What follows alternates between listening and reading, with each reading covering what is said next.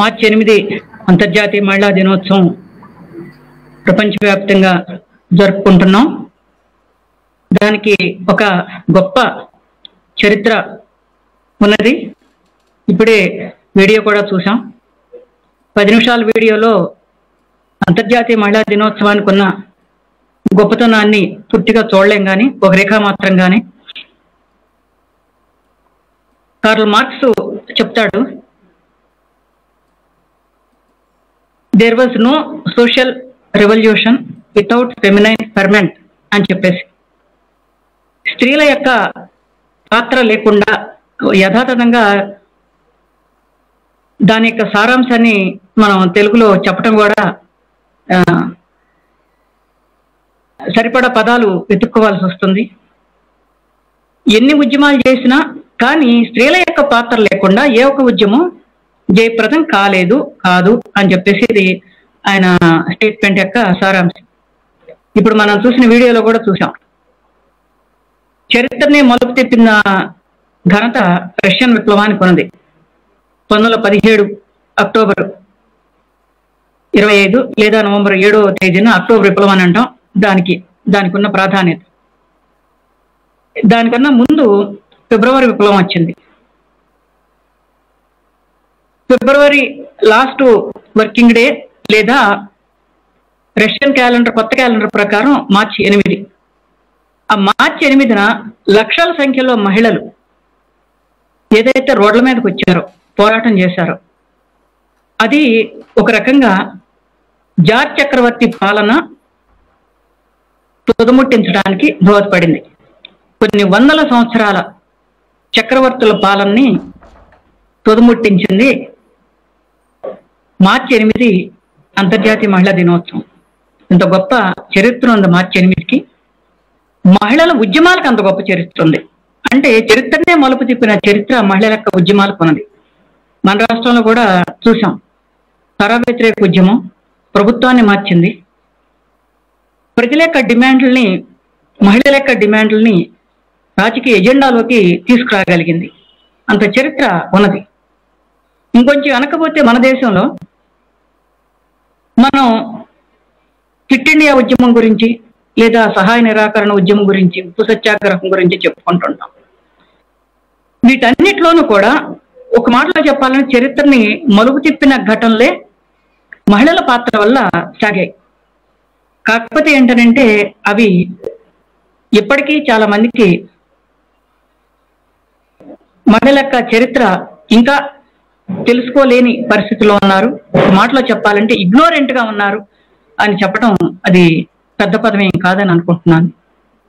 ఎందుకు ఇట్లా జరుగుతుంది అని చెప్పేసానంటే, ఇదిగో ఇంతకుముందు వినయ్ గారు చెప్పినట్టుగా కొన్ని వందల సంవత్సరాలుగా ఈ మనుధర్మ శాస్త్రం అనేది ఇప్పటికీ అమలులో ఉన్నది. దాని యొక్క ప్రభావం చాలా తీవ్రంగా మొత్తం సమాజం మీద ఉన్నది. అది ఒక కారణం, అది ఒక ప్రధాన కారణం కూడా అని అనుకోవచ్చేమోనని అనిపిస్తుంది అన్నమాట. ఈ మనుధర్మ శాస్త్రాన్ని కనుక మనం చదువుతా ఉంటే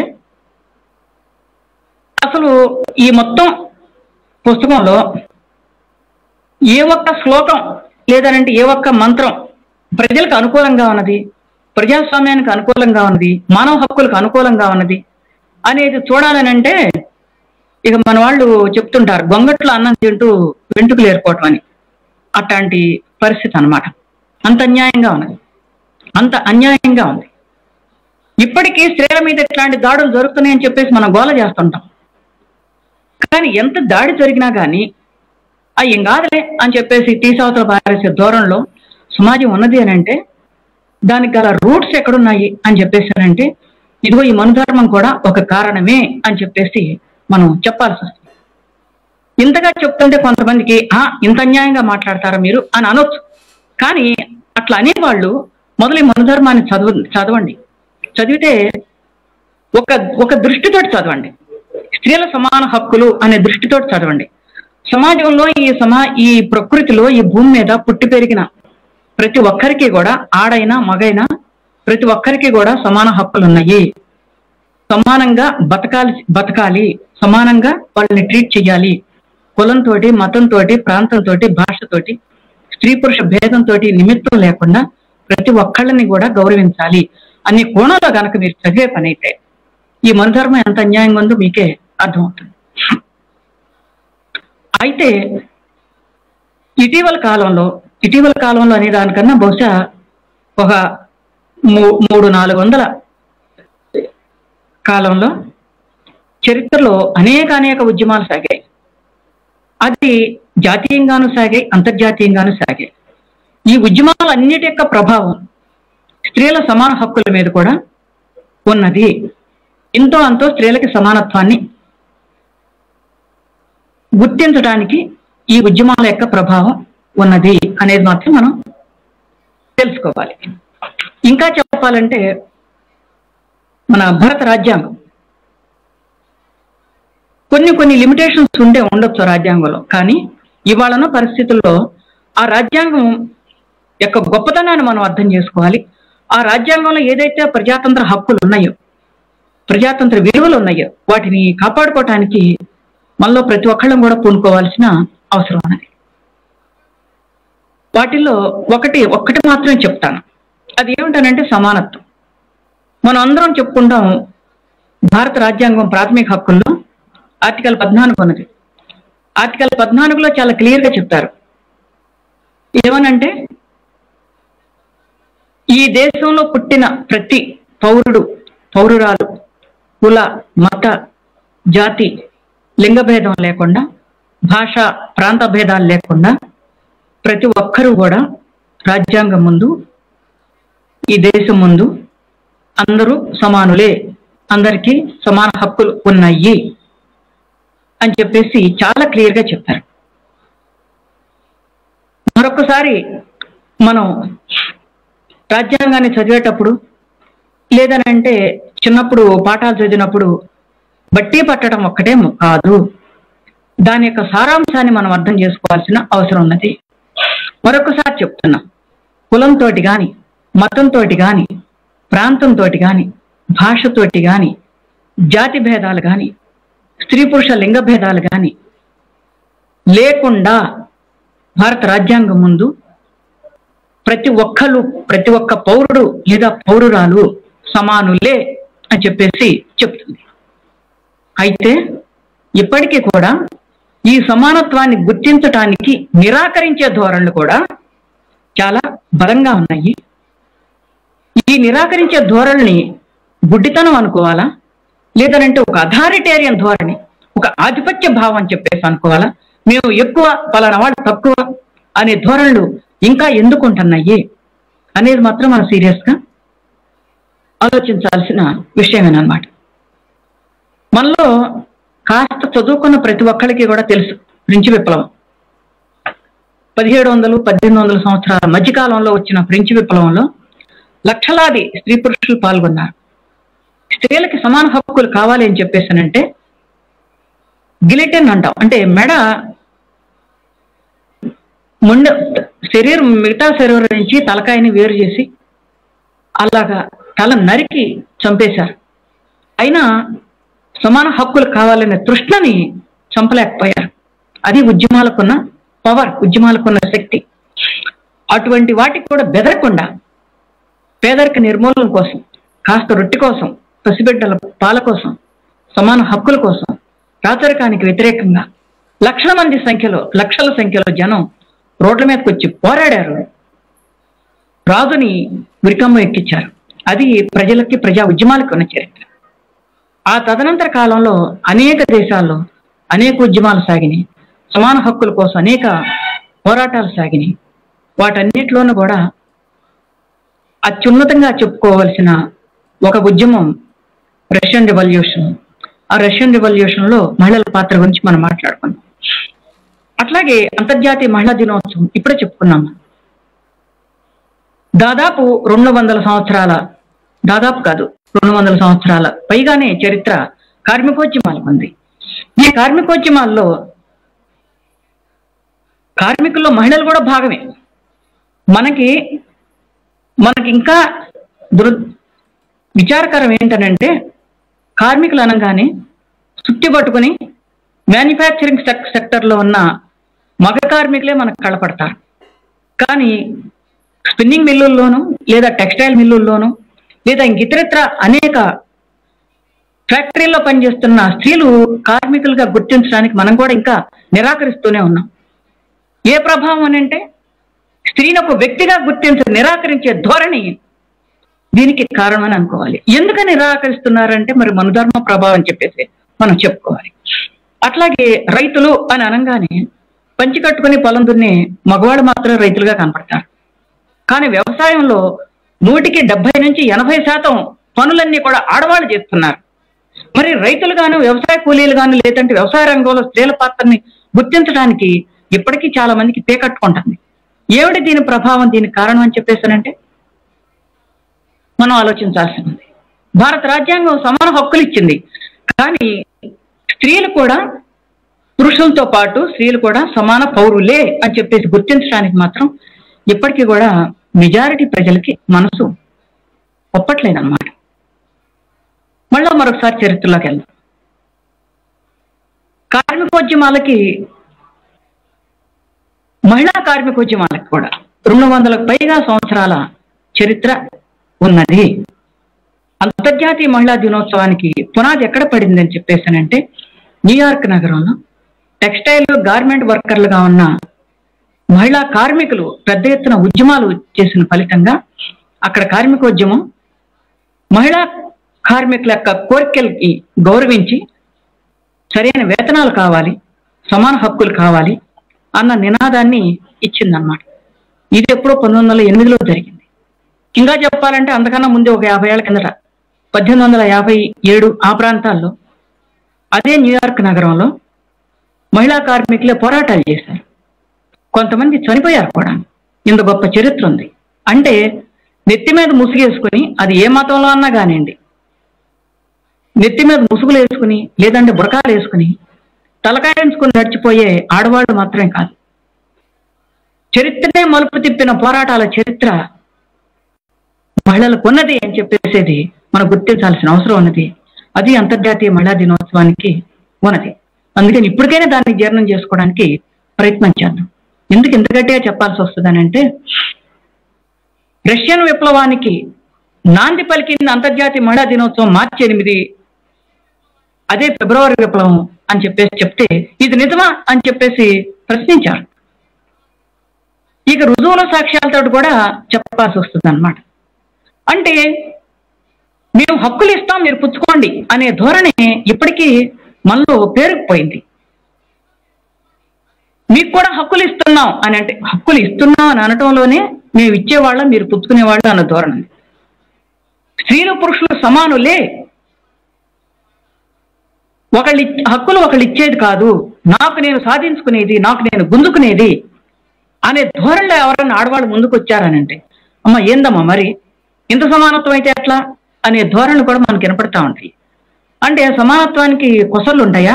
10% సమానత్వం, 30% సమానత్వం, 50% సమానత్వాలు ఉంటాయి. సమానత్వం అంటే సమానత్వమే. అంటే స్త్రీ సమానత్వాన్ని గుర్తిస్తున్నాను, స్త్రీల సమాన హక్కులు అని మాట్లాడుకునే వాళ్ళల్లో కూడా ఇంకా ఇంత సమానత్వం కావాలనే ధోరణి ఎందుకుంటున్నాయి అని అంటే ఇదిగో కొన్ని వందల సంవత్సరాలుగా పాతుకుపోయి పేరుకుపోయిన మనుధర్మం యొక్క ప్రభావం కాదా అని చెప్పేసేది అనిపిస్తుంది అన్నమాట. ఇప్పుడు ఇందాక మనం మాట్లాడుకున్నట్టుగా ఫ్రెంచ్ విప్లవం, ఆ తర్వాత రష్యన్ విప్లవం, ఫ్రెంచ్ విప్లవం తర్వాత ప్యారలల్ గా సాగిన కార్మికోద్యమాలు ఇవి అంతర్జాతీయంగా సాగినాయి. జాతీయంగా కూడా మనకి స్వతంత్రోద్యమం, ఈ స్వతంత్రోద్యమంలో అది ఉప్పు సత్యాగ్రహం కానీ లేదా క్విట్ ఇండియా ఉద్యమం కానీ సహాయ నిరాకరణ ఉద్యమం కానీ వీటన్నిటిలోనూ కూడా మహిళల పాత్ర మనకు కనపడుతుంది. అది సహాయ నిరాకరణ ఉద్యమం, క్విట్ ఇండియా ఉద్యమం ఇవే కాదు, అనేక చిట్టగాంగు అమరవీరులు, చిట్టగాంగు పోరాట యోధులు మనకు తెలుసు. ప్రీతిలత వడిదార్ లాంటి హేమాహిమీలు బ్రిటిష్ వాళ్ళకు వ్యతిరేకంగా మాస్టర్ సూర్యసేన్ నాయకత్వంలో పోరాడారు. బ్రిటిష్ వాళ్ళకి చిక్కకూడదని చెప్పేసి ప్రీతిలత సైనికుడి మింగి చనిపోయింది. ఇటువంటి వాళ్ళు మనకి బీనాదాస్ మరొక చరిత్ర, ఇటువంటి వాళ్ళు మనకి ఎందరో కనపడతారు. కానీ మన చరిత్ర పాఠాల్లో ఎక్కడ ఈ పేర్లు కానరావు. ఈ ఉద్యమాలకు సంబంధించిన చరిత్ర మన చరిత్ర పాఠాల్లో, మన బట్టిన పాఠాల్లో మనకి ఎక్కడ కూడా కనపడదన్నమాట. ఏమిటి దీనికి కారణం? దీనికి రీజన్స్ ఎక్కడున్నాయి? మనకి జెండా ఉంది, జాతీయ జెండా. ఆగస్టు 15 జెండా ఎగరేస్తాం. అట్లాగే జనవరి 26 మరొక ముఖ్యమైన రోజు. ఈ జాతీయ జెండా రూపకల్పనలో 4 మహిళామణులు ఉన్నారు. ఫినిషింగ్ టచెస్ ఇచ్చిన మహిళ సురయ్య బద్రుద్దీన్ చాబ్జీ. ఆమె హైదరాబాద్కి చెందిన ఒక మహిళ. ఆమె భర్త సివిల్ సర్వీసు చేసి రాజ్యాంగ సభలో ఒక మెంబర్గా ఉన్నాడు. చిట్ట చివరి ఫినిషింగ్ టచెస్ ఇచ్చింది మాత్రం ఆమె. మరి ఎందుకని ఈ మహిళా మూర్తుల్ని మనం మర్చిపోయాం? ఏమిటి రీజన్ ఎక్కడుంది? కారణాలు ఎక్కడున్నాయి? మనం పరిశోధించొద్దాం. అనేక ఉద్యమాలకు కానీ, దేశ అభివృద్ధికి కానీ, దేశ ఉత్పత్తిలో కానీ, మ్యానుఫ్యాక్చరింగ్లో కానీ, ప్రొడక్షన్లో కానీ, సేవల్లో కానీ మహిళలు ఎక్కడ తక్కువ లేరు. కానీ వాటిని రికార్డ్ చేసిన చరిత్ర మనకి ఎందుకని కనపట్టలేదు? ఎప్పటికీ ఆడది అని అంటే అబలగానే ఎందుకు ట్రీట్ చేయబడతాంది? గృహహింస ఎప్పటికీ ఎందుకు అంత తీవ్రంగా ఉన్నది? స్త్రీల మీద లైంగిక వేధింపులు, దాడులు ఇప్పటికీ ఎంత తీవ్రంగా ఉంటున్నాయి? నేను ఈ దేశ పౌరురాల్ని అని చెప్పేసి గుండె ధైర్యంతో నడి రోడ్డు మీద నడవగలిగిన శక్తి ఇంకా ఆడవాళ్ళు వెనక ముందు ఆడాల్సిన పరిస్థితి ఎందుకు వస్తా ఉంది అంటే అనేక కారణాలు ఉన్నాయి. వాటిలో ఒక కారణం, ఒక ప్రధానమైన కారణం ఈ మనుధర్మే అని చెప్పేసి మనం చెప్పుకోవాల్సి వస్తుంది. అయితే మనం సంస్కరణ ఉద్యమాల చరిత్ర కనుక చూసే పని అయితే రాజా రామ్మోహన్ రాయ్ దగ్గర నుంచి, ఈశ్వర్ చంద్ర విద్యాసాగర్ దగ్గర నుంచి, జ్యోతిబా పూలే దగ్గర నుంచి, మన రాష్ట్రంలో ఉమ్మడి తెలుగు రాష్ట్రాల్లో కందుకూరి వీరేశలింగం, గురజాడ అప్పారావు గారి దగ్గర నుంచి, మనకి సౌత్లో పెరియార్ రామస్వామి, అట్లాగే నారాయణ గురు, ఇటువంటి మన భారత రాజ్యాంగ రూప శిల్పి డాక్టర్ బిఆర్ అంబేద్కర్, వీళ్ళు ఎందుకు స్ట్రగుల్ పడ్డారు? ఎందుకు స్త్రీలకు సమాన హక్కులు కావాలి, సమాన గౌరవం కావాలని చెప్పేసి స్ట్రగుల్ పడ్డారు? పడి ఏమి సాధించారని చెప్పేసానంటే, మరొకసారి మనధర్మాన్ని కనుక చూసే పని అయితే అడుగడుగున వాళ్ళు స్త్రీల సమాన హక్కుల కోసం, స్త్రీల గౌరవం కోసం వాళ్ళ అర్హం, వాళ్ళు శ్రమించారు, వాళ్ళు ఘర్షణ పడ్డారు, సనాతనవాదులతోటి ఘర్షణ పడ్డారు అనేది మనకి అర్థమవుతుంది అన్నమాట. ఒక్కొక్కటిగా కొన్ని మాత్రమే చదువుదాం. ఎందుకనంటే మొత్తం చదవాలని చెప్పేసానంటే అసలు ఈ మనుధర్మలు ఏది మాత్రం, ఏ శ్లోకం మాత్రం స్త్రీలను గౌరవించేదనంటే ఎక్కడా స్త్రీలను గౌరవించే శ్లోకం కనపడదు. స్త్రీలను అణిచిపెట్టే శ్లోకాలే తప్ప, ఒకవేళ ఇందాక వినయ్ గారు చెప్పినట్టు ఎక్కడ స్త్రీలు పూజింపబడతారో, ఎక్కడ స్త్రీలు పూజింపబడతారంటే ఏ స్త్రీలు పూజింపబడతారు? 99.999% స్త్రీలని అగౌరవపరిచి, స్త్రీలను అణిచిపెట్టి స్త్రీల పట్ల నాకు గౌరవం ఉందని చెప్పేసారంటే అర్థమేముంది? ఇది ఈ శ్లోకాల్లో ఉన్న సారాంశం అన్నమాట. మొత్తం ఈ మనుధర్మ శాస్త్రం 12 అధ్యాయాలుగా విడగొట్టబడింది.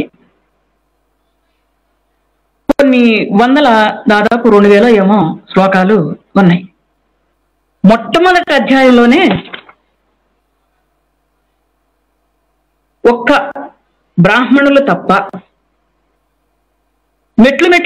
మెట్లుగా కులాల వారీగా అణచివేత మనకు కనపడుతుంది. ఇక శూద్రులు అయితే చెప్పనే అక్కర్లేదు. శూద్రులు ఎందుకు పుట్టారనంటే పై వర్గాల్ని, అంటే బ్రాహ్మణ, క్షత్రియ, వైశ్యుల్ని సేవ చేయడానికే శూద్రులు పుట్టారు అని చెప్పేసి చాలా క్లియర్ గా చెప్తాడు. మీరు చెప్పవలసిన స్త్రీల గురించి కదా, కులం గురించి కాదు కదా అని అనుకుంటున్నారేమో. కులాల్లో స్త్రీలు లేరా? కులాల్లోనూ స్త్రీలు ఉన్నారు కదా. ఇది ఒక భాగం. రెండోది, స్త్రీల చుట్టూ ఒక పోలీసింగ్ ఉంది, ఒక ముళ్ళకంచె ఉన్నది. ఎందుకు ఆ ముళ్ళకంచె? కులం యొక్క ప్యూరిటీని, కులం యొక్క స్వచ్ఛతని కాపాడుకోవటం కోసం స్త్రీల మీద రకరకాల నిషేధాజ్ఞలు పెట్టబడ్డాయన్నమాట. అవన్నీ మన ధర్మంలో కనపడతాయి. అందుకని మొట్టమొదటి అధ్యాయంలోనే ఒక శ్లోకం చదువుదామండి. 31వ శ్లోకం. లోకములు అభివృద్ధి చెందుటకు తన ముఖము, బాహువులు, ఉరువులు, పాదముల నుండి వరుసగా బ్రాహ్మణ, క్షత్రియ, వైశ్య, శూద్రవర్ణముల నేర్పరచెను. ఇది ఎవరు? బ్రహ్మదేవుడు. అంటే బ్రహ్మదేవుడు ముఖం నుండి బ్రాహ్మణులు పుట్టారు, బాహువుల నుండి క్షత్రియులు పుట్టారు, తొడల నుండి వైశ్యులు పుట్టారు, పాదాల నుండి శూద్రులు పుట్టారు చెప్పేశాడు క్లియర్గా. అంటే ఈ బ్రాహ్మణ, వైశ్య, శూద్ర కులాలకి ఎటువంటి ఆటంకాలు ఉండకూడదన్నమాట. ఇది ఎవరు పుట్టించారు? బ్రహ్మదేవుడు పుట్టించాడు. అంటే బ్రహ్మదేవుడు పుట్టించాడు కాబట్టి, దేవుడే పుట్టించాడు కాబట్టి దేనికి తిరుగు లేదు. ఈ తేడాలు ఉండి తీరవలసిందే అని చెప్పేసి మనువు ప్రథమాధ్యాయంలోనే 31వ శ్లోకంలో చెప్పాడు. రాజ్యాంగం ఏం చెప్తాంది? కులం, మతం, భాష, ప్రాంతం, లింగభేదం లేకుండా సమానులే అని చెప్పేసి చెప్తాంది. అంటే ఈ సమానత్వాన్ని గుర్తించి నిరాకరిస్తున్నాడు, పైగా దానికి దైవత్వాన్ని ఆపాదిస్తున్నాడు. ఇది న్యాయసమ్మతమా? ఆలోచించండి. దీంతో పాటుగా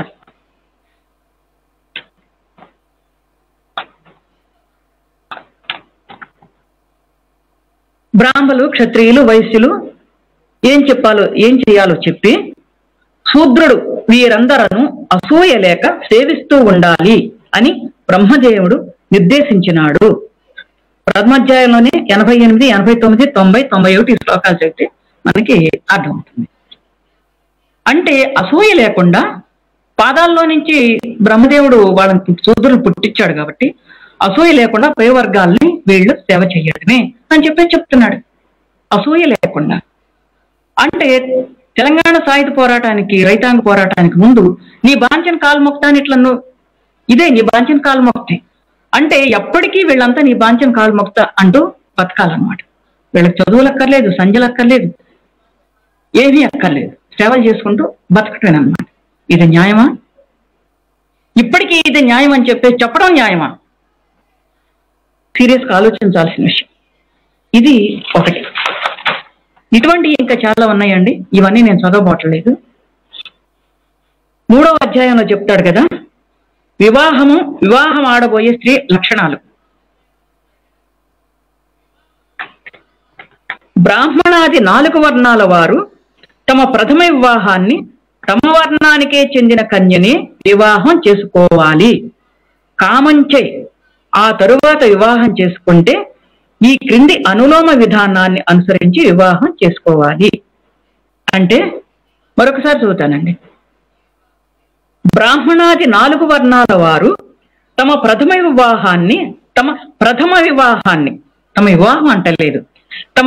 వివాహాన్ని తమ వర్ణానికే చెందిన కన్యనే వివాహం చేసుకోవాలి.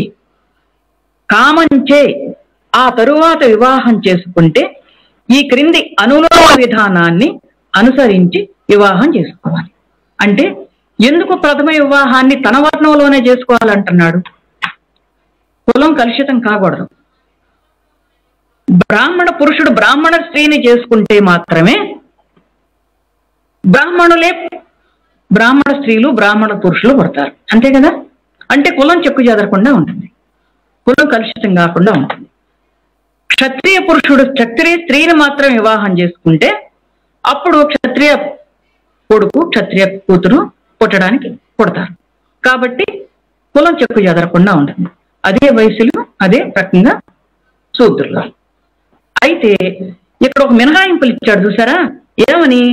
కామంచే ఆ తరువాత వివాహం చేసుకుంటే ఈ క్రింది అనులోమ విధానాన్ని అనుసరించి వివాహం చేసుకోవాలి. ఏమిటి అనులోమం? శూద్రుడు తన వంశంలో పుట్టిన కన్యను మాత్రమే వివాహం ఆడాలి. తన వంశంలో పుట్టిన కన్య అంటే తన కులమే. వైశ్య శూద్ర కన్యల్ని వివాహం చేసుకోవచ్చు.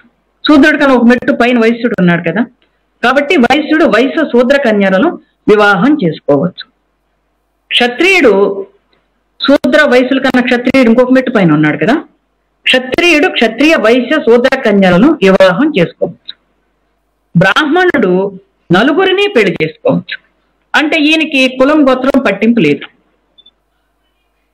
అయితే పట్టింపు లేదు కదా అని అనుకుంటున్నారేమో. ఎక్కడ పట్టింపు లేదు? పెళ్లి చేసుకోవడానికి పట్టింపు లేదు, కానీ కులం మాత్రం బ్రాహ్మణ కన్యను వివాహం చేసుకుంటేనే ఆ బ్రాహ్మణుడికి కులం చెక్కు చెదరకుండా ఉంటుంది. ఇది మనం అర్థం చేసుకోవాలి. మరొక చాప్టర్లో చెప్తాడు ఏమనంటే, ఈ రకంగా కులాంతర వివాహాలు కనుక జరిగే పని అయితే రకరకాల కులాల పేర్లు చెప్తాడు ఆయన. నిషాదులు, చండాలురు, బోయ, ఇట్లా రకరకాల పేర్లు చెప్తాడు. అంటే ఒక కులానికి మరొక కులానికి మధ్య వివాహాలు కనుక జరిగే పని అయితే కులాంతర వివాహాల కారణంగానే ఇన్ని రకాల కులాలు పుట్టినయి అని చెప్పడానికి ఆయన ప్రయత్నం చేస్తాడు.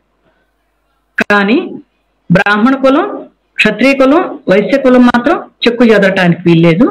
వాళ్ళ కులంలో స్త్రీలు మాత్రమే వాళ్ళు వివాహం చేసుకోవాలి. ఇప్పుడు చూద్దాం. మనకి చాలా పోరాటాల తర్వాత స్పెషల్ మ్యారేజ్ యాక్ట్ వచ్చింది. ఈ స్పెషల్ మ్యారేజ్ యాక్ట్ ప్రకారం ఒక స్త్రీ ఒక పురుషుడు వివాహం చేసుకోగోరితే వాళ్ళకి కనీస వయసు మాత్రమే ఉన్నది తప్ప, ఒకటి కనీస వయసు ఉన్నది, రెండోది వివాహం చేసుకునే నాటికి ఇద్దరు కూడా అవివాహితులుగానే ఉండాలి. స్త్రీ పురుషుడు ఇద్దరు కూడా అవివాహితులుగానే ఉండాలి. కానీ కులంతో నిమిత్తం లేదు. ఎవరైనా స్త్రీ పురుషులు ఇద్దరు వాళ్ళకి ఇష్టమైతే ఏ కులం వాళ్ళైనా, ఏ మతం వాళ్ళైనా కులంతో, మతంతో, భాషతోటి, జాతితోటి నిమిత్తం లేకుండా ఇద్దరు మేజర్లు వివాహం చేసుకోవడానికి అర్హులే అనేది స్పెషల్ మ్యారేజ్ యాక్ట్ ప్రకారం ఉన్నది. ఇది ఎట్లా సాధ్యమైంది? అనేక దేశాల్లో వివాహ చట్టాల్లో అనేక పోరాటాలంతరం అనేక మార్పులు వచ్చినాయి. ఈ మార్పుల ప్రభావం మన దేశ స్వాతంత్రోద్యమం మీద ఉన్నది. దేశ స్వాతంత్రోద్యమంలో అంతర్గతంగా సాగిన మహిళా ఉద్యమం, మహిళల హక్కులు ఏవైతే ఉన్నాయో ఆ మహిళా హక్కుల ఉద్యమం మీద ఉంది. ఈ మహిళా హక్కులు అన్ని దేశాల్లో లాగే స్త్రీ పురుష భేదం లేకుండా, ఆస్తిపాస్తుల భేదం లేకుండా, కులాలతో భేదం లేకుండా వయోజనులందరికీ కూడా సార్వజనీన ఓటు హక్కు కావాలి, సార్వజనీన విద్య కావాలి, వివాహ చట్టాల్లో మార్పులు కావాలి అని ఏదైతే పోరాటాలు సాగినాయో, అట్లాగే బాల్య వివాహాలు నిరోధించాలి, వితంతు పునర్వివాహాలు జరిపించాలి, స్త్రీలకు కూడా ఆస్తి హక్కులు కావాలి అనేది ఏదైతే స్వాతంత్రోద్యమంలో భాగంగా స్త్రీలకు హక్కుల పోరాటాలు సాగినాయి, వాటన్నిటి ఫలితంగా చట్టాల్లో మార్పులు వచ్చినాయి. ఆ చట్టాల్లో వచ్చిన మార్పు ఒకటి స్పెషల్ మ్యారేజ్ యాక్ట్.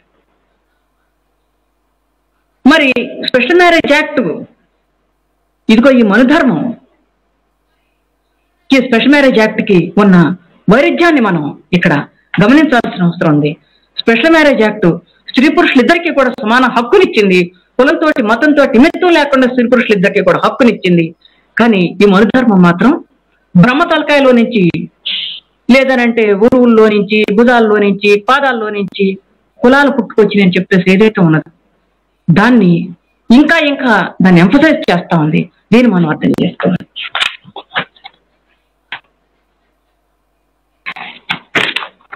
మరొక చాప్టర్, వాటిల్లో 5వ చాప్టర్. ఈ 5వ చాప్టర్ మరీ అన్యాయంగా ఉంది. ఒకట్లేండి, ఒకదాని తర్వాత చూస్తే ఇది ఇంకా అన్యాయంగా ఉంది, ఇది ఇంకా అన్యాయంగా ఉంది అని అనిపిస్తుంది. స్త్రీ ధర్మాలు చెప్తాడు 5వ చాప్టర్లో. బాలిక అయినా, యువతి అయినా, ముసలిది అయినా స్త్రీ స్వతంత్రంగా గృహ కార్యాలను చేయరాదు.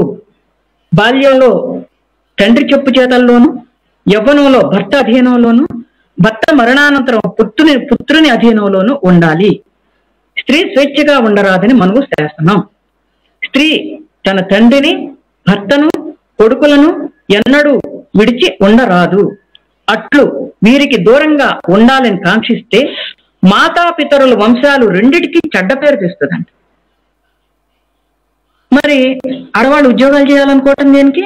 ఉండొద్దు, ఇళ్లలోనే ఉండాలి. స్వతంత్రం వద్దు కదా. ఉద్యోగం చేయాలంటే కాంక్ష స్వతంత్రించి బ్రతకాలనుకోవటం కాబట్టి ఇళ్లలోనే ఉండాలి. ఆడవాళ్ళకి చదువులు ఎందుకు? అక్కర్లేదు, ఇళ్లలోనే ఉండాలి. ఆడవాళ్ళకి రాజకీయాలు దేనికి? వద్దు, ఇళ్లలోనే ఉండాలి. మరి 33% రిజర్వేషన్లకి ఇంకా అర్థమేమన్నది? కాబట్టి ఇచ్చినట్టు ఇచ్చి వెనక్కలాక్కుంటా ఉన్నది అధికారంలో ఉన్న బీజేపీ ప్రభుత్వం అన్నమాట. వాళ్ళు పైకి ఏ మాటలు చెప్పినా ఆచరణకు వచ్చేటప్పటికి మనధర్మాన్ని పక్కాగా పాటిస్తున్నారు. ఇదన్నమాట. భర్తకు తన పట్ల ఇష్టం ఉన్నా లేకున్నా భార్య చిరునవ్వుతో ఉండటం, ఇంటి పనుల్లో నేర్పరితనాన్ని కలిగి ఉండటం, గృహ సామాగ్రిని పదిలంగా అమర్చటం పొదుపుతనాన్ని కలిగి ఉండాలి. ఈ శ్లోకాలు 147, 148, 149, 150. అంటే భర్తకు తన పట్ల ఇష్టం ఉన్నా లేకున్నా, అంటే స్త్రీ పురుషులిద్దరికి, భార్యాభర్త ఇద్దరికి ఒకరి పట్ల ఒకరికి ప్రేమ, ఆప్యాయత, అనురాగం, బాధ్యత ఇవేమీ వీటితో నిమిత్తం లేదన్నమాట. భర్తకి భార్య పట్ల ఇష్టం లేకపోయినా భార్య మాత్రం నోరిప్పకుండా కుటుంబాన్ని సంరక్షించాలా, భర్తను సంరక్షించాలా. మరి మన వివాహ చట్టాల్లో మార్పుల కోసం మనం చేసిన పోరాటం దేనికి? గురజాడ అప్పారావు గారు దిద్దుబాటు కథ ఎప్పుడు 1900లోనే రాశాడు ఆయన. ఈ దిద్దుబాటు కథ కనుక ఈ మనుధర్మ శాస్త్రకారుడు చదివి ఉంటే బాగుండని అనిపిస్తుంది. పోనీ ఆయన అట్లా లేడు, ఎప్పుడో 100 సంవత్సరాల కింద జరిగింది. ఇప్పటికీ మనుధర్మాన్ని నెత్తినెట్టుకుని మోసేవాళ్ళు ఉన్నారు. వాళ్ళకి కనువిప్పు కావాలి గురజాడ అప్పారావు గారి దిద్దుబాటు కథ. స్త్రీ స్వతంత్ర భావాలు కావాలి అని చెప్పేసి చెప్తాడు. ఆధునిక భారత మహిళ చరిత్రను తిరగరాస్తుంది అని చెప్పేసి చెప్తాడు. స్త్రీలు విద్య నేర్చుకుంటే కుటుంబానికి, దేశానికి కూడా శ్రేయస్కరం అని చెప్పేసి ఆయన చెప్తాడు. అంతేకాదు, సౌదామణి అని చెప్పేసి ఒక అసంపూర్తి నవల ఉన్నది. గురజాడప్ప గారి చివరి కాలంలో ఆ నవల పూర్తి చేయకుండానే ఆయన చనిపోయాడు. ఆయన చెప్తాడు, స్త్రీలు మీకేం కావాలో మీరు తెలుసుకోండి అని చెప్పేసి చెప్తాడు. నీకు నచ్చిన వరుణ్ణి ఎంచుకో అని చెప్పేసి చెప్తాడు. కులం గోత్రం చూసుకో అని చెప్పేసి చెప్పలేదు. అంతేకాదు, స్త్రీలు వంటిళ్లలో పడి, ఇంటి పనుల్లో పడి మగ్గిపోతున్నారు. బయట క్యాంటీన్కి వెళ్ళి, లేదనంటే పలహారశాలకి వెళ్ళి పలహారాన్ని కొనుక్కుంటే సరిపోతుంది కదా. స్త్రీలు ఇంత కష్టపడి చింతపండు గింజలు తీసి, ఒడ్డు దంచి ఇంత కష్టం స్త్రీలు చేస్తా ఉంటే వాళ్ళ ఆయురారోగ్యాలు ఎట్లా ఉంటాయి, వాళ్ళ చదువులు ఎట్లా ఉంటాయి, వాళ్ళ వ్యక్తిత్వ వికాసం ఏ రకంగా వికసిస్తుందని చెప్పేసి గురజాడ అప్పారావు గారు బహుశా 1914లోనో 15లోనో చెప్పాడు. అంటే 100 సంవత్సరాలు దాటిపోయింది. ఎప్పటికీ మనుధర్మమే మాధర్మం అని చెప్పేసి వాళ్ళు కాస్త కళ్ళు తెరిచి గురజాడ అప్పారావు గారు ఏం చెప్పారో చూడాల్సిన అవసరం ఉంది. ఆ తర్వాత వాక్యాలు చదువుతాను. స్త్రీలకు వివాహ సమయంలో మంగళార్థం చెప్పే మంత్రాల్లోనే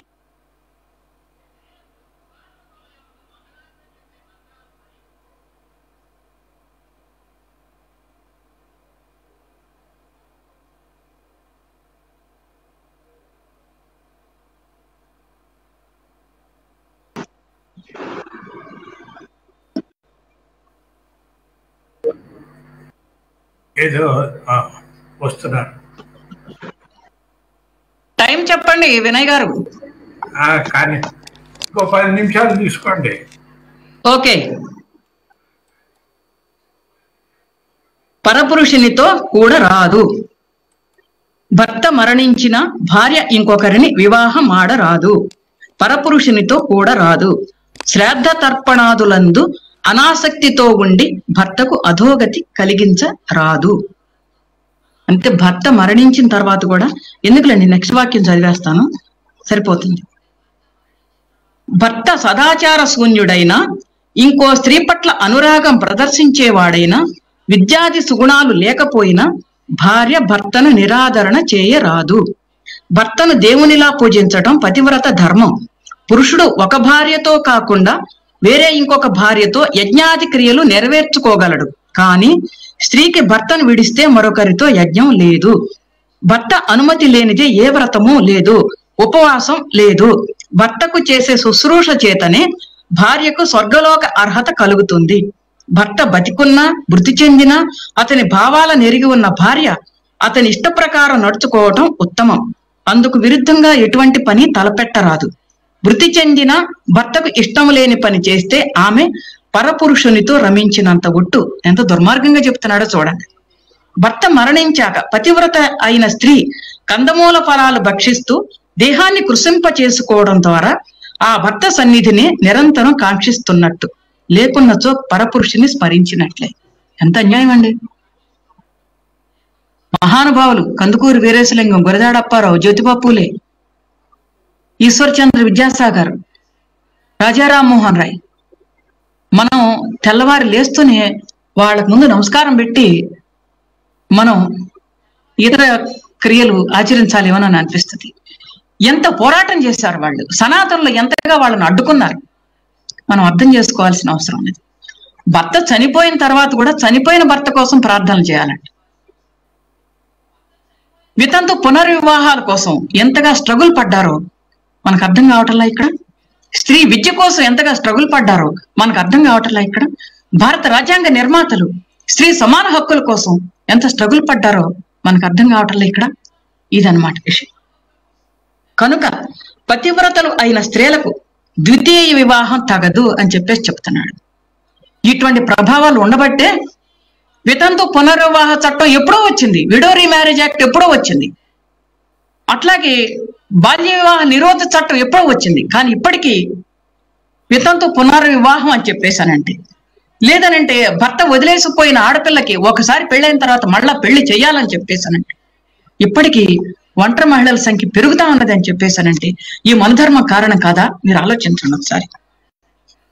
తన భర్తలోని అవగుణాలను ఏవగించుకుంటూ అతని కంటే గుణాధిక్యుని భర్తగా పొందినప్పటికీ ఆమె లోకమున నిందితురాలే అవుతుంది. నిందితురాలే అవుతుంది అని చెప్పేసి నువ్వు ప్రకటించిన తర్వాత, స్టేట్మెంట్ ఇచ్చిన తర్వాత ఇప్పటికీ నిందలు పడతా ఉండే పరిస్థితి. ఒకసారి వివాహమై ఉన్న దానికి మళ్లీ పెళ్ళైన లోకు నిందిస్తారట. ఈ విధంగా పరపురుషునితో రమించే స్త్రీ ఈ లోకములోని నిందలకు గురవుతుందంట. ఆమె మృతి చెంది నక్కగా పుట్టడమే గాక కుష్టు మొదలగు దీర్ఘ రోగాల పాలవుతుంది. చూడండి, ఈ జన్మలోనే కాదు ఇంకెప్పుడో జన్మ ఉందంట, ఆ జన్మలో నక్కగా పుడుతుంది. ఈ మనధర్మలు ఇట్లాంటివి చాలా ఉన్నాయి. మన నక్కగా పుడతారు, కుక్కగా పుడతారు, కుష్టు రోగాలు పాలవుతారు, చండాలురు, ఇటువంటివి చాలా ఉన్నాయి మన ధర్మశాస్త్రం. త్రికరణ శుద్ధిగా ఏ స్త్రీ పరపురుషుని కోరదో ఆ స్త్రీ పైలోకాలలో కూడా భర్తనే పొందుతున్నది. పైలోకం ఎక్కడో ఉన్నది కాబట్టి నేను వెళ్ళాలని ఇక ఆ పైలోకాల మీద జాతితోటి మనం బతికేయాలన్నమాట. ఇటువంటిది ఇవన్నీ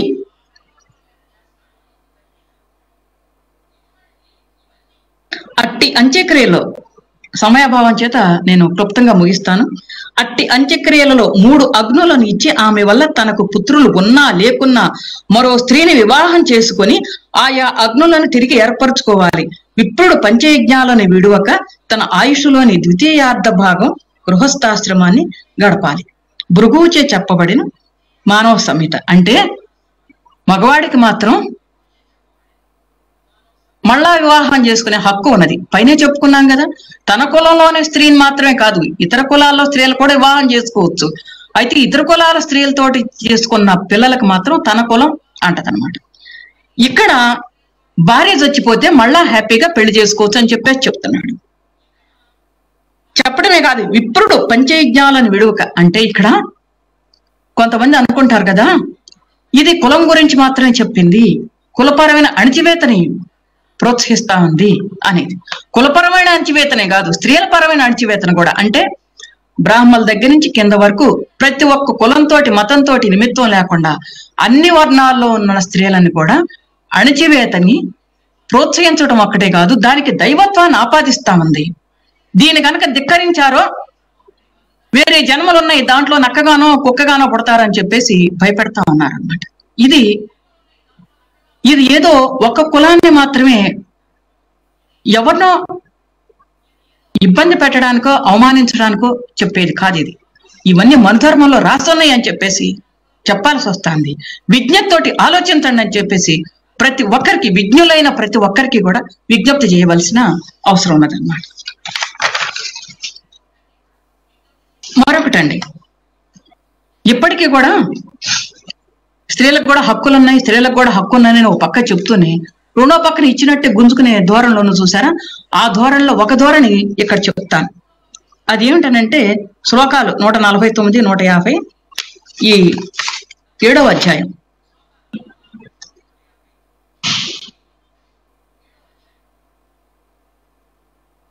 జడులు, మోగవారు, గుడ్డివారు, చెవిటివారు మొదలగు వారిని, ముసలివారు, స్త్రీలు, మ్లేచ్చులు, రోగులు, వికలాంగులు మొదలగు వారిని, చిలుకలు, గోరంకలు మొదలగు పక్షులను మంత్రాలోచన సమయంలో పారద్రోలాలి.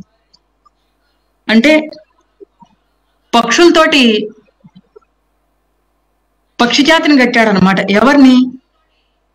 అంగవైకల్యం ఉన్నవారిని, పెద్దవాళ్ళని, మ్లేచ్చులు అంటే ఎవరు? తర్వాత చాప్టర్లో చెప్తాడు. స్త్రీలు, వీళ్ళందరినీ.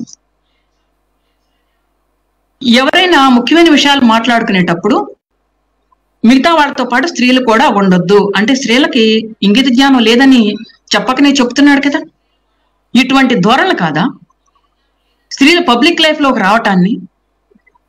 ఐఏఎస్, ఐపీఎస్ లాంటి రకరకాల పదవుల్లోకి వచ్చినా కానీ వాళ్ళ యొక్క కాంట్రిబ్యూషన్ ఏదైతే ఉందో, వాళ్ళ శిక్షామధ్యాలు ఏదైతే ఉన్నాయో వాటిని వెనక్కి నెట్టడం కానీ, రాజకీయాల్లో పబ్లిక్ లైఫ్ లో స్త్రీల పాత్రని తక్కువ చేసి చూపించడం కానీ, ఇటువంటి వాటి ప్రభావం కాదా అని చెప్పేసి ఆలోచించండి.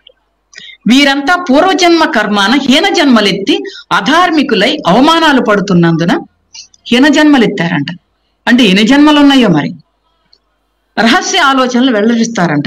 ఇవన్నీ ఇదే ధోరణి, మొత్తం కూడా ఇదే ధోరణి అన్నమాట.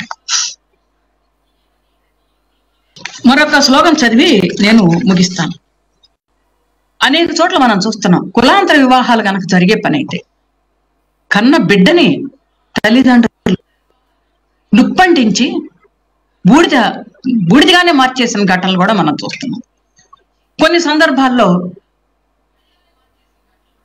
పెళ్లి చేసుకున్న వరుణ్ణి, పెళ్లి కొడుకుని అంటే అల్లుణ్ణి కిరసనాలు పోసి లుప్పంటించు ముక్కలు ముక్కలుగా నరికి తగలబెట్టిన, వధించిన సందర్భాలు అనేక చూస్తున్నాం. దీనికి ఒక చక్కని పేరు, అదేమనంటే హానర్ కిల్లింగ్స్, అంటే పరువు హత్యలు. పరువు అంటే ఏంటో, హత్య చేయటం పరువా అండి? కులాంతర వివాహం చేసుకుంటే పరువు పోయినట్టు అన్నమాట. ఈ ధోరణులు ఎంత బలంగా ఉన్నాయని చెప్పేశానంటే ఆ బలానికి గల రూట్స్ ఎక్కడున్నాయి ఇది కూడా చూద్దామని.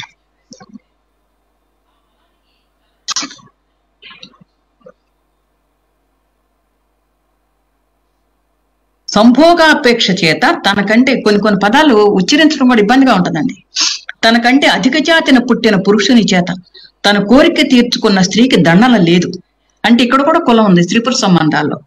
కానీ తనకంటే హీనజాతి పురుషునితో సంభోగించగోరు స్త్రీకి గృహ నిర్బంధం, కాళ్ళకి సంకెళ్లు వేయటం వంటి శిక్షలు వేయవచ్చు. 8వ అధ్యాయం శ్లోకం నంబర్ 365. కన్య ఉత్తమ కులంలో ఉన్నప్పుడు కామి అధమజాతి వాడైతే ఆ కన్య ఇష్టాయిష్టాలతో నిమిత్తం లేకుండా ఆ పురుషుని దండించాలి. లింగచ్ఛేదం, వధ వంటి శిక్షలు ఉంటాయి. శ్లోకం నంబర్ 366. ఇంకిట్లాంటి ఇంత కంటిన్యూషన్ ఇంకెంతనంటే చెప్పడానికి లేదు. అంటే ఇవాళ ఏదైతే నిచ్చెన మెట్ల కుల వ్యవస్థ అంటున్నామో, ఈ నిచ్చెన మెట్ల కుల వ్యవస్థలో పై వర్గానికి చెందిన స్త్రీకి కింద వర్గానికి చెందిన పురుషుడికి కనుక సంబంధం ఏర్పడితే ఆ పురుషుణ్ణి వధించినా తప్పు లేదు అని చెప్పేసి చెప్తున్నాడు. ఇదేమి న్యాయం అండి? ఇది ఒక భాగం అయితే, ఇవాళ మన రాజ్యాంగం కానీ మన చట్టాలు కానీ ఉన్నాయి. ఈ రాజ్యాంగంలోనూ చట్టాల్లోనూ సమాన హక్కులు కావాలని మనం కోరుతున్నాం. ఇంకా పర్సనల్ లాస్ ఉన్నాయి. అది హిందూ చట్టాలు కానీ, ముస్లిం చట్టాలు కానీ, క్రిస్టియానిటీ కానీ, ఇతరత్రకు సంబంధించి కానీ వీటిల్లో ఇంకా అనేక లోపాలు ఉన్నాయి. జెండర్ జస్టిస్ లాస్ కావాలి, సమాన హక్కులు సమాన చట్టాలు కావాలి అని చెప్పేసి పోరాటాలు ఇప్పటికీ కూడా చేస్తాం. ఇవాళ ఇక్కడ చట్టం కావాలి, సాక్ష్యాలు కావాలి అని చెప్పేసి మనం పోరాడుతుంటే దీనికి మనకు కొన్ని చట్టాలు ఉన్నాయి. అది ఇండియన్ పెనల్ కోడ్, భారత శిక్షా స్మృతి కానివ్వండి, ఎవిడెన్స్ యాక్ట్ కానివ్వండి, ఇటువంటిది ఓ ప్రొసీజర్ అంటూ ఉన్నది. ఇవన్నీ కూడా భారత రాజ్యాంగానికి లోబడి ఉన్నాయి. ఈయన ఇక్కడ ఏమని చెప్తున్నాడు, నీకు చట్టంతో పని లేదు, నువ్వు వధించవచ్చు, ఏమనే చేయొచ్చు అని చెప్పేసి చెప్తా ఉన్నాడు. అంటే చట్ట వ్యతిరేకం కాదా ఇది? ఇవాళ ప్రపంచవ్యాప్తంగా ఓ ప్రజాస్వామ్య హక్కులకి, ప్రజాస్వామ్య సమాజానికి కొన్ని వందల సంవత్సరాల చరిత్ర ఉంది. ఎన్నో సంవత్సరాలు పోరాడిన తర్వాత ప్రజాస్వామ్య హక్కులు అనేవి వచ్చినాయి.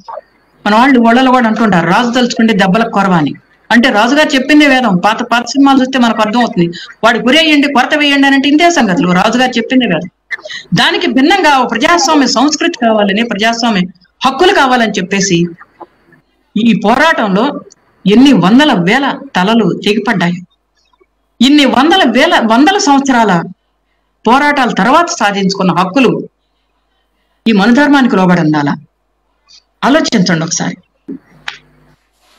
మనం స్త్రీలకి ఆస్తి హక్కులు కావాలని చెప్పేసి పోరాడుతున్నాం. ఎన్టీ రామారావు గారి చట్టం గురించి చాలాసార్లు చెప్పుకుంటుంటాం మనం. పిత్రార్జితమైన ఆస్తిలో కూడా, అంటే తాతల తండ్రుల వారసత్వ ఆస్తిలో కూడా మగపిల్లలతో పాటు ఆడపిల్లలు కూడా హక్కు ఉండాలి అని చెప్పేసి చట్టం వచ్చింది. ఈ చట్టం ఓవర్ నైట్ రాలేదు. ఈ మధ్య ప్రథమ ఆంధ్ర రాష్ట్ర మహిళా మహాసభ రిపోర్టు ప్రచురించాం.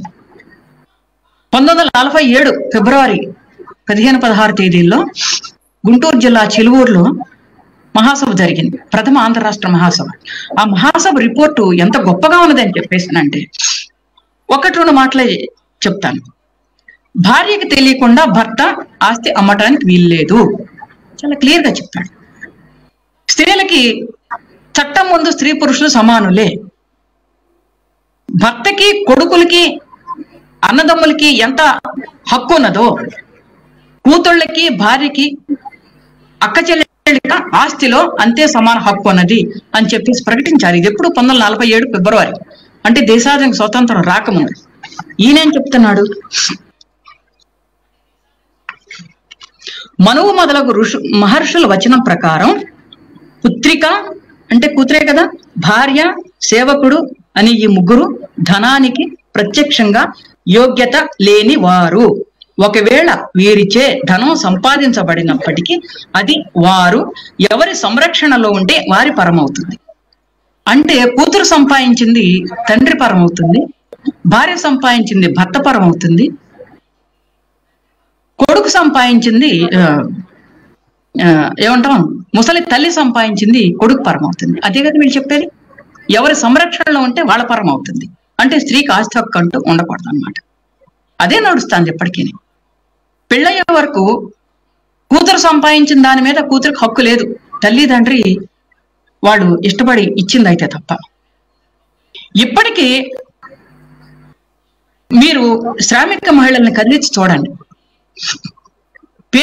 పే స్లిప్ ఉంటుంది కదా, పే స్లిప్ లో ఒక 10 రూపాయలు తగ్గినా గానీ ఏం చేసావు ఈ డబ్బు అని చెప్పేసి బండబూతులు తిట్టి బ్యాగులు ఎతికి డబ్బులు లాక్కునే భర్తలు ఉన్నారు. ఎందుకున్నారు ఇప్పటికీ? నా జీతం మీద నా హక్కు లేదా అని చెప్పేసి బాధపడే మధ్యతరగతి ఉద్యోగాలు చేసే ఆడవాళ్ళు నాకు ఎంతో మంది నాకు తెలుసు. చెప్పులు కొనుక్కుందాం అన్నా గానీ ఆ చెప్పులు ఉన్నాయి కదా, ఈ చెప్పులు చాలవా, ఇంకో కొత్త బ్యాగ్ కావాలా, కొత్త చీర కావాలా, లేదనంటే సంపాదన ఏం చేసావు, పుట్టింటి పట్టుకుపోయి పెట్టావా, ఇట్లా వేధించే భర్తల్ని ఇప్పటికీ చూస్తున్నాం. కారణం ఏంటండి? మనం అనుకుంటాం ఆర్థిక స్వాతంత్రం కనుక ఆడవాళ్ళకి వచ్చే పని అయితే అన్ని హక్కులు వచ్చేస్తాయని. ఆర్థిక స్వాతంత్రం వచ్చింది, ఆర్థికంగా జీతం వస్తుంది, కానీ తనకు నచ్చిన పద్ధతుల్లో ఖర్చు పెట్టుకునే హక్కు ఇప్పటికీ ఆడవాళ్ళకి లేదు. కొంతమంది మాట్లాడుతుంటారు, అమ్మో ఈవిడ కనుక హక్కులు ఇస్తే చందనాకో బొమ్మనాకో పోయి చీరలు కొనుక్కొస్తాడని. మరి నువ్వు తాగే సిగరెట్లకు ఎంత ఖర్చు అవుతుంది అని అడిగే ధైర్యం లేదు. ఇదన్నమాట పరిస్థితి. అందుకని చాలాసేపు అయ్యింది, ఇంతటితో ముగిస్తాను. మాట్లాడుకోవాల్సినవి చాలా ఉన్నాయి. ఇవాళ అంతర్జాతీయ మహిళా దినోత్సవం జరుపుకుంటున్నాం. అంతర్జాతీయ మహిళా దినోత్సవం అంటే ప్రెషర్ కుక్కర్ల అడ్వర్టైజ్మెంట్లకు లేదంటే చీరల అడ్వర్టైజ్మెంట్లకు వాడుకునేది మాత్రం కాదు. అన్ని రకాలుగాను చట్టం ముందు కానీ, సమాజంలో కానీ, కుటుంబంలో కానీ అన్ని రకాలుగాను కూడా స్త్రీలు సమాన హక్కుల్ని, స్వేచ్ఛా స్వాతంత్రాల్ని సాధించుకోవటానికి ఉపయోగపడే ఒక పోరు బాటకి నాంది పలికేది ఈ అంతర్జాతీయ మహిళా దినోత్సవం. దానికి సారాంశాన్ని అర్థం చేసుకుందాం. మహిళా దినోత్సవం ఏం చెప్తా ఉంది, మన ధర్మం ఏం చెప్తా ఉంది అనే దాన్ని బేరేజ్ వేసుకొని మన హక్కుల ఉద్యమాన్ని ఎట్లా కొనసాగించాలనేది మన ముందున్న కర్తవ్యం అన్నమాట. మీకు అందరికీ ధన్యవాదాలు. ఇంతటితో సెలవు. పుణ్యవతి గారు ధన్యవాదాలండి. కొన్ని కామెంట్స్ ఉన్నాయి, కొన్ని ప్రశ్నలు కూడా ఉన్నాయి. మొదటిది ఒక కామెంట్ నేను వినిపిస్తాను. మాణిక్యాలరావు గారు, కొసరాజు మాణిక్యాలరావు, విద్యార్థుల్లో చదువుకున్న వారిలో విస్తృతమైన ప్రచారం జరగాలి, బుక్లెట్స్ పంచాలి, చర్చలు జరగాలి. దీని మీద మీరు ఏదైనా కామెంట్ చేయదలుచుకుంటే చేయండి. చాలా అవసరం అండి, 100% ఏకీభిస్తాను. పుస్తకాలు తీసుకురావాలి, చర్చలు జరగాలి. ఓకే. ఇంకొక ప్రశ్న, ఇప్పుడు కులాంతర వివాహాలు, మతాంతర వివాహాలని స్పెషల్ మ్యారేజెస్ యాక్ట్ కింద చేసుకునే అవకాశం ఉన్నప్పటికీ కొన్ని రాష్ట్రాల్లో, బీజేపీ పాలిత రాష్ట్రాల్లో ఈ మతాంతర వివాహాల మీద చాలా ఆంక్షలు పెట్టారు కదా, వాటి గురించి మీరేం చెప్తారు? ఆంక్షలు పెట్టారు, కానీ ఆంక్షలు పెట్టడం తప్పు, 100% తప్పు. ఎవరైనా ఏ మతాన్నైనా ఎంచుకునే హక్కు రాజ్యాంగమే ఇచ్చింది. అది ఒకటి. రెండోది, స్త్రీ పురుష సంబంధం అనేది ఒకరంటే ఒకరికి ఇష్టం ఉండాలి. పశువులు పక్షులు కూడా ఇష్టం లేకుండా కలవు. వివాహం పేరుతోటి ఇష్టాయిష్టాలతో నిమిత్తం లేకుండా ముడిపెట్టడం అనేది ఏ రకంగానూ కూడా సహజ న్యాయం కాదు, ఏ రకంగానూ కూడా ప్రకృతి న్యాయం కాదు, ప్రకృతి ధర్మం కాదు. అది డబ్బు కోసమో, కట్నం కోసమో, కులం కోసమో, గోత్రం కోసమో వివాహాన్ని ముడిపెట్టడం అనేది ఏ రకంగానూ కూడా సహజ న్యాయంగా ప్రకృతి విరుద్ధమైంది. ఇంకా చెప్పాలనంటే ఈ ప్రకృతి విరుద్ధమైన దాన్ని మతం పేరుతోటి, కులం పేరుతోటి ప్రోత్సహించే శక్తి ఈ బీజేపీకి ఉన్నది. మనుధర్మానికి ఉన్నది. మనుధర్మమే మా ధర్మం అనుకుని కొంతమంది వాళ్ళని ఏ రకం మనుషులు అనుకోవాలో అటువంటి వాళ్ళకు ఉంది. తర్వాత ఇంకో ప్రశ్న, ఈ స్పెషల్ మ్యారేజెస్ యాక్ట్ కింద 4 రోజులు నోటీస్ ఇవ్వాల్సి ఉంటుంది, కానీ ఇది వరకు అంత స్ట్రిక్ట్ గా 4 రోజుల నోటీస్ గురించి పట్టించుకునేవారు కాదు. ఇప్పుడు ఖచ్చితంగా 4 రోజుల నోటీస్ ఇవ్వటము, అది బోర్డు మీద ఇవ్వటము, అవన్నీ ఆ బోర్డు మీద దాన్ని వేయటము, ఇవన్నీ జరుగుతుంది.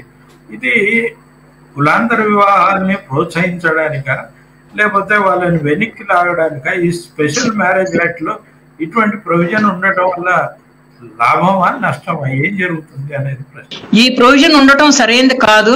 ఇప్పటికే ఒక చర్చ జరుగుతా ఉన్నది, ఇది సరైనది కాదు. మీరు అన్నట్టుగా ఒక నోటీసు కనుక, ఒక 4 రోజుల నోటీసు కనుక అంటించే పని అయితే వీళ్ళ పెళ్లి గురించి తెలుసుకుని అమ్మాయిని అబ్బాయిని ఇద్దరిని విడగొట్టి, ఇద్దరిని చితగొట్టి, ఇంకేమైనా చేసి వాళ్ళ పెళ్లిని నిరోధించడానికి అవకాశాలు ఉన్నాయి.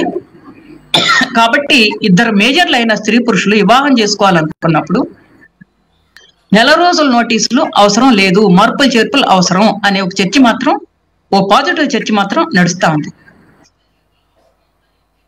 సాంప్రదాయ పెళ్లిళ్ళల్లో మొత్తం మగ పెత్తనమే ఉంటది, మగ పెళ్లి వారి పెత్తనమే ఉంటుంది, ఆడపెళ్లి వారు ఆ పెత్తనం చేయడానికి అవకాశమే లేదు. ఈ పెళ్లి చూపుల దగ్గర నుంచి తొలి ప్రసవం దాకా అన్ని ఖర్చులు ఆడవాళ్ళే భరించాల్సి వస్తుంది, అంటే ఆడపిల్ల కుటుంబమే భరించాల్సి వస్తుంది. దీంట్లో ఎట్లా మార్పులు తీసుకురాగలం? దీంట్లో కన్యాదానం గురించి ఎంత పొడుగు చెప్పాడండి. కన్యని దానం ఇవ్వటం, జలాన్ని, మంత్రాలు ఉన్నాయి, నీళ్లతో పాటు నీళ్లు వదిలి కన్యను దానం చెయ్యాలి. మనకు అక్కడే కనపడతా ఉంది. అంటే కన్య స్త్రీ, రాజ్యాంగం ప్రకారం సమాన హక్కులు, నేను పౌరురాల్ని, సిటిజన్షిప్ రైట్ అనేది ఈ దేశంలో నాకు ఉన్నదా లేదా అనేదే ప్రశ్న, మొట్టమొదటి ప్రశ్న ఎదురవుతుంది కన్యాదానంలోని. ఇంకా విచారకరం ఏంటనంటే, పిల్లలున్నా లేకపోయినా అక్క కూతురునో లేదనంటే అన్న కూతురునో తెచ్చి పెంచుకుని ఆ పిల్ల కన్యాదానం ఇస్తే నాకు ఫలితం వస్తుంది అని చెప్పేసి ఏమంటాం, అది మూర్ఖత్వం అనాలా, ఏమనాలో ఈ స్థితిలో ఉన్నామండి ఇప్పటికీ. మనం కన్యాదాన ఫలితం దక్కాలి. ఏంటి కన్యాదాన ఫలితం దక్కేది ఏంటి? నువ్వు దానం ఇచ్చిన తర్వాత ఇంకా ఆవిడ హక్కులే ఉంటాయండి. ఈ స్థితిలో ఉన్నాం మనం ఇంకా. కాబట్టి వివాహ వ్యవస్థ అనేది, అది ఏ కులంలో కానివ్వండి, ఏ మతంలో కానివ్వండి, వివాహ వ్యవస్థ అనేది స్త్రీ పురుషుల యొక్క సమాన హక్కుల్ని ప్రోత్సహించే పద్ధతులు ఉండాలి తప్ప దానం ఇచ్చే పద్ధతుల్లో మాత్రం ఉండకూడదు. ఓకేనండి. ఇప్పటికీ మనకు చాలా పాత సినిమా ఆడపెత్తనం అనేది ఉంది, ఓ సినిమా వచ్చింది. ఇప్పుడు కూడా ఆడపెత్తనం అనే మాట తరచు వినపడుతుంటుంది. ఇది ఈ స్థితిలో కూడా ఇప్పటికి కూడా ఈ మాటను ఎందుకు వాడాల్సి వస్తుంది, ఎందుకు వాడుతున్నారు? నేనేమంటానంటే ఆడపెత్తనం అనే దాన్ని గౌరవంగా గర్వంగా తీసుకుందాం అని అంటున్నా. అవును, ఆడపెత్తనం కావాలనే కదా మేము కోరుతున్నాం. ఇప్పుడు పార్లమెంట్ లోనే ఏమంటా 3వ వంతు సీట్లు కావాలని కోరుతున్నాం, అసెంబ్లీలో 3వ వంతు కావాలని కోరుతున్నాం, ఆస్తిలో సమాన వాటా కావాలంటున్నాం, ఉద్యోగాల్లోనూ అన్ని రకాల హైయర్ అడ్మినిస్ట్రేషన్ అనేది కింద చాకరీ చేయటమే కాదు, అడ్మినిస్ట్రేషన్ లో ఈక్వాలిటీ కావాలనుకుంటున్నాం, స్త్రీ పెత్తనం కావాలనేది మేము కోరుతున్నాం. నువ్వు ఆడపెత్తనం అనేది నువ్వు ఎడదలుచుకుంటే ఏడు, నెగిటివ్ గా చూడదలుచుకుంటే చూసుకో, అది నీ కర్మ, అది నీకు సంబంధించింది. నువ్వు దుఃఖపడిపోతే, నువ్వు బాధపడిపోతే నేనేం చేయగలను? ఆడపెత్తనం కావాలి, ఇదే నేను చెప్పదలుచుకుంటా. ఆడపెత్తనం కారణంగానే, ఆడవాళ్ళ పాత్ర కారణంగానే చరిత్ర తిరగ రాయబడింది. చరిత్రలో సమూలమైన మార్పులు వచ్చింది. కార్ల్ మార్క్స్ చెప్పాడు, గురజాడ అప్పారావు గారు చెప్పాడు గురజాడ అప్పారావు గారు ఆధునిక భారత మహిళ చరిత్రను తిరగ రాస్తుంది అని చెప్పాడు. అది మా విశ్వాసం. ఓకేనండి. ఒక ప్రశ్న, ఈ అసంఘటిత రంగంలో అది ప్రైవేట్ టీచర్లు కానీ, లేకపోతే సూపర్ మార్కెట్ లో పనిచేసేటువంటి మహిళలు, రెస్టారెంట్ లో పనిచేసేటువంటి మహిళలు, ఇసుక బట్టీల్లో పనిచేసేటువంటి మహిళలు, వీళ్ళకు ఎటువంటి ఉద్యోగ భద్రత అనేటువంటిది లేదు. వీళ్ళని చాలా తక్కువ వేతనాలు ఇచ్చి, మనం టీచర్లను చూస్తున్నాము, చాలా తక్కువ వేతనాలు ఇచ్చి వాళ్ళ చేత పని చేయించుకుంటారు. ఇది ఎట్లా తొలగిపోగలరు? వాళ్ళని అప్రోచ్ కావాలండి. కార్మిక సంఘాలు కానీ, మహిళా సంఘాలు కానీ వాళ్ళని అప్రోచ్ కావాలి. ఆ నివాస ప్రాంతాల్లో పనిచేసే రకరకాల సంఘాలు కానీ వాళ్ళని సంఘటితం చేయాలి. వాళ్ళకి ముందు ధైర్యం చెప్పాలి. మీరు ప్రతిఘటించండి అనే విశ్వాసాన్ని ఇవ్వాలి. అయితే మనకేమవుతుందనంటే, మన కర్మ, మన రాత, నువ్వు తిరగబడితే నక్కై పుడతావు, కుక్కై పుడతావు అని చెప్పారు కదండి. ఈ భయాలు ఉంటాయి. మనం తిరగబడకూడదు, ఇచ్చింది పుచ్చుకోవాలి. నీ ఆరోగ్యం బాగలేదు కదమ్మా, ఏం చేస్తామా మరి ఇంతే. ఇట్లాంటి ధోరణి అన్నమాట. నువ్వు కడుపు నిండా తినమ్మా అని అంటే ఇంట్లో వాళ్ళకి పెట్టుకోండి, నేనంటే తినేదండి. మరి ఇంట్లో బాధ నువ్వు చేస్తున్నావు కదా, నీ ఆరోగ్యం బాగలేదు కదా, నీ ఒంట్లో రక్తం లేదు కదా, నువ్వు తిన ముందు అని అంటే అది ఎట్ట కుదురుతుందండి? ఇది అంటే ఇప్పుడు మన ఏళ్ళతోటి మనకన్నే పొడిచే సాంప్రదాయాలు కదా ఇవన్నీ. సామెతలు ఎట్లా ఉన్నాయి? ఆడపెత్తనం, ఇంకేంటి ఆడపెత్తనం, పంబలు దొరకను. పంబలు అని అంటే తక్కువ కులం, శుద్ర కులం. ఈ దొరతనం పనికిరాదు. సద్దన్నం తిన్నమ్మ మొగుడాకలు ఎరగదు. ఇప్పుడు వంట చేసేది మేమే కదా, ఎందుకు కడుపు కట్టుకుంటున్నాం, ఎందుకు నోరు కట్టుకుంటున్నాం? అదేమనంటే ఇదిగో రుచి చూడటానికని తల ఇంత నోట వేసుకుని శుభ్రంగానే తింటారు వీళ్ళు. ఇటువంటివన్నీ ఉన్నాయా లేదా మనలో, మన సమాజంలో ఉన్నాయా లేదా? ఏ కడుపు నిండా తింటే తప్పేంటి? తినొద్దన్నట్టు చెప్తావు నువ్వు. ఇవన్నీ కూడా మీరు అన్నట్టు అసంఘటిత రంగంలో ఉన్న కార్మిక మహిళల్ని ఇంకా ఇంకా ఇంకా అణగొడతా ఉన్నాయి అన్నమాట. దీంట్లో చెప్పాడు, శూద్రుల యొక్క డ్యూటీ ఏంటనంటే నీ చాకరీ చేయటమేని అంటాడు. ఈ అసంఘటిత రంగంలో ఉన్న వాళ్ళలో మెజారిటీ శూద్ర స్త్రీలే కదండి. ఆ శూద్రుల్లో కూడా అతి శూద్ర స్త్రీలు ఉన్నారు. కాబట్టి నువ్వు చాకరీ చేయమని బ్రహ్మని నొత్తటి రాశాడు. ఇంకా గట్టిగా మాట్లాడితే ఏ జన్మలో నువ్వు పాపం చేసుకున్నావు, ఈ జన్మలో ఎట్ట పుట్టావు, నిజమే కదా అని అనుకునే ధోరణి అనమాట. అందుకని ఈ ధోరణిలో వదలగొట్టాల్సిన అవసరం ఉంది. ముందు వాళ్ళ దగ్గరికి వెళ్ళి వాళ్ళతో కూర్చుని వాళ్ళని అప్రోచ్ అయ్యి వాళ్ళని సంఘటితం చేయడానికి గట్టి ప్రయత్నాలు అన్ని వైపుల నుంచి సాగాలి. మనుస్మృతిలో ఒక శ్లోకం కూడా ఉంటుంది. అదేంటంటే, ఈ సర్వప్రపంచము బ్రాహ్మణుల యొక్క ఆస్తి. ఇతను ఎప్పుడైనా దాన్ని తీసుకోవచ్చు, ఎవరిని అడగాల్సినటువంటి పని లేదు అని. ఇక మన రాజ్యాంగం ఏం పని చేస్తుంది? అక్కడ బ్రాహ్మడికి పూర్తి ప్రపంచం అంతా ఆస్తి ఇచ్చాక చదవమంటారు. ఇది కూడాను టైం అవుతుందని నేను చదవలేదు ఇవన్నీ. అందువలన బ్రాహ్మణుడు తన సొత్తును తానే అనుభవించుతున్నాడు, తన వస్త్రములను తానే ధరించుతున్నాడు, తన వస్తువులనే దానము చేయుచున్నాడు. పైగా అతని దర్యాదాక్షిణ్యముల వలన ఇతరులు బ్రాహ్మణుని సొత్తు అనుభవిస్తున్నారు. మరి శూద్ర స్త్రీలు ఏమనుకుంటారండి?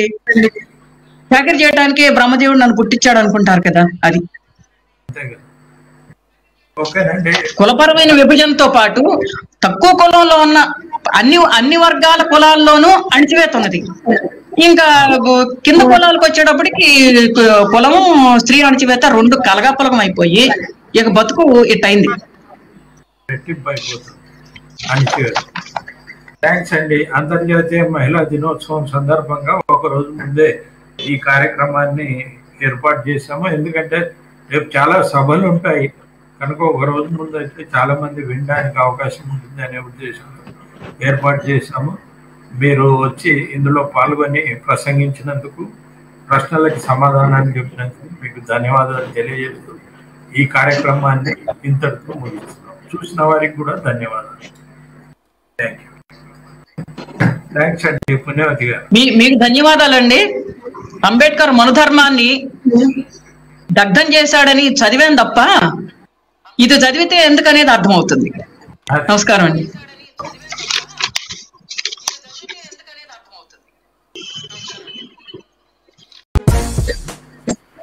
It was early March when an electronic greeting card dropped into my mailbox. The cover featured a colorful depiction of a young female figure playfully applying lipstick, surrounded by flowers and butterflies, along with the text, "Happy Women's Day." To be honest, I was a bit baffled. The following day, another e-card arrived, this one featuring a photo of a hot pink box filled with matching tulips. This second card also wished me Happy Women's Day, helpfully adding the date March 8th. Only then did I realize that International Women's Day, celebrated worldwide on March 8th, seemed to be emerging as an occasion for private rituals involving greetings, gifts, and flowers, much like Mother's Day. If that is indeed the case, it will be yet another transformation of a holiday that since its inception in the early 20th century has undergone vast changes. The first Women's Day celebration took place in Chicago on May 3rd, 1908. Organized by the U.S. Socialist Party, it brought together an audience of 1,500 women who demanded economic and political equality on a day officially dedicated to the female workers' cause. The following year, women gathered in New York for a similar celebration. Inspired by these American initiatives, European socialists soon followed suit. At the International Women's Conference, which preceded the general meeting of the Socialist Second International in Copenhagen in August of 1910, leading German socialists Louis Zitz and Klaus Zetkin proposed the establishment of an annual International Women's Day as a strategy to promote equal rights, including suffrage for women. More than 100 female delegates from 17 countries unanimously endorsed the proposal. What would seem a fairly innocuous gesture marked a significant break with socialist tradition. Though ideologically committed to human equality, socialists had long argued that women's liberation would only materialize under socialism, and the only way for working-class women to improve their lot in life was to join working-class men in their struggle. Feminism was seen as a cause for middle and upper-class women with their own class interests in mind. Yet fearful that the feminist demand for female suffrage might attract too many working-class women, socialist leaders decided to embrace it. Still, they insisted that the vote was a means to an end, not an end in itself. On March 18th, 1911, on the 40th anniversary of the Paris Commune, International Women's Day was marked for the first time. More than 1 million Austrian, German, Swiss, Polish, Dutch, and Danish women took part in marches and meetings. The Austrian-Hungarian Empire alone witnessed more than 300 demonstrations. In the following years, similar events spread across the European continent.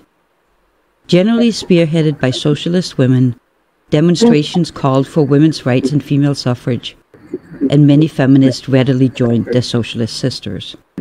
The outbreak of the First World War in 1914 halted much of the international collaboration that had underpinned International Women's Day and sowed deep divisions among socialist women.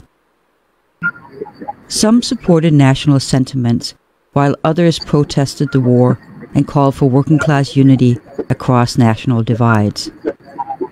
Eventually, many of these women, including Claire Zetkin, would abandon socialist parties who rallied around the war effort and instead embrace communist parties and organizations.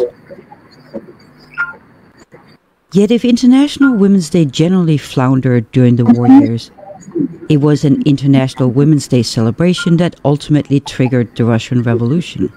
Russian women had first celebrated International Women's Day on March 8th in 1913. 4 years later, on March 8th of 1917, working-class women in St. Petersburg, exasperated by rising food prices and rapidly deteriorating living conditions, led a demonstration calling for an end to war and political autocracy. Once unleashed, their cries for bread and peace could not be quelled. By March 12th, Tsar Nicholas II was forced to abdicate. The events of 1917 in Russia ended up setting the date for the celebration of International Women's Day, not only in Russia, but across the rest of Europe. In 1922, Lenin established International Women's Day as a communist holiday in the new Soviet Union. The same year, Chinese communists began to celebrate it, and after the founding of the People's Republic of China in 1949, it was proclaimed an official holiday. Spanish communists used March 8th of 1936 as the occasion to stage a huge demonstration in Madrid demanding protection of the Spanish Republic against a growing fascist threat.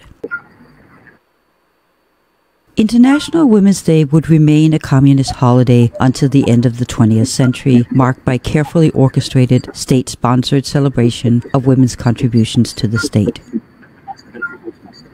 As women in the United States and across much of Europe gained suffrage in the wake of the First World War, much of the momentum for International Women's Day celebrations waned. During the interwar years, some European socialists and social democrats continued to mark Women's Day, carefully omitted the term international to distinguish it from its communist sister celebrations, but events rarely drew substantial crowds. It was only with the emergence of second-wave feminism in the late 1960s that International Women's Day re-emerged as a significant day of activism. Though the day never recaptured much attention among American feminists, European feminists embraced March 8th under the updated name Women's International Day of Struggle, or Frauenkampftag in German, or Kvinnernes Internationale Kampdag in Danish. The new names signal political radicalism and a resolute distance from organized party politics, both of which were key features of the women's movement in the 1970s and 80s. Nonetheless, March 8th celebrations typically involved not only feminists, but a broad assortment of left-wing activists, women's groups, and labor organizations calling for such issues as equal pay, political parity, reproductive rights, and childcare.